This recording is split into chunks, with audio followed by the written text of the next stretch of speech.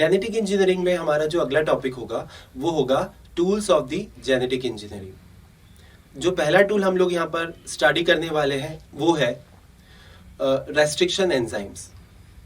Restriction enzymes के बारे में बात करने से पहले हम लोग यहाँ पर जो है एक स्पेसिफिक एंजाइम ग्रुप के बारे में बात करेंगे which are called as nucleases. Those enzymes which cleaves or cut the nucleic acid or the nucleotide molecule are called as nucleases enzyme. They have two different categories. The one is exonucleases and the another one is endonucleases.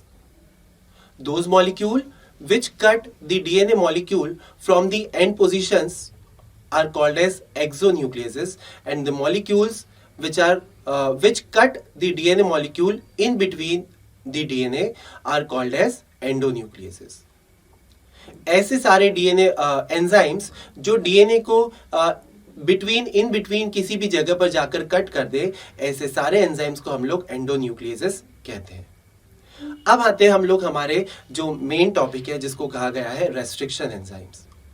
Restriction enzymes के बारे में अगर हम लोग बात करें तो इन 1963 Boyer, a scientist, worked on Escherichia coli and found that when a Escherichia coli is attacked with a bacteriophage virus, the virus DNA or the genome is fragmentized with the help of certain enzymes which are called as restriction enzymes. जब Boyer ने E coli bacteria पर study किया तो उन्होंने देखा कि E coli bacteria जो है खुद के प्रोटेक्शन के लिए बैक्टीरियोफेज वायरस के जीनोम को कट कर देता है with the help of certain enzymes, जिनको उन्होंने कहा रेस्ट्रिक्शन एंजाइम्स। अब ये एंजाइम्स क्या करते हैं? अगर हम लोग रेस्ट्रिक्शन एंजाइम्स की बात करें तो these are the specific enzymes which are called as molecular seizures.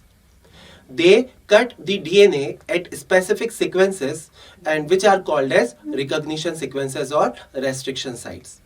ये जो रेस्ट्रिक्शन एंडोन्यूक्लियेसेस होते हैं ये डीएनए में कहीं पर भी जाकर कट नहीं करते हैं, ये किसी स्पेसिफिक साइट पर ही जाकर जो है डीएनए में कट लगाते हैं, और ऐसी सारी साइट्स को हम लोग बोलते हैं रिकॉग्निशन सीक्वेंसेस और restriction site. The first restriction enzyme which was discovered is Hind second enzyme which is isolated from Haemophilus influenza bacteria। लेकिन इसके पहले जो है ई कोलाई से भी है जो काफी सारे रेस्ट्रिक्शन एंजाइम आइसोलेट किए जा चुके हैं।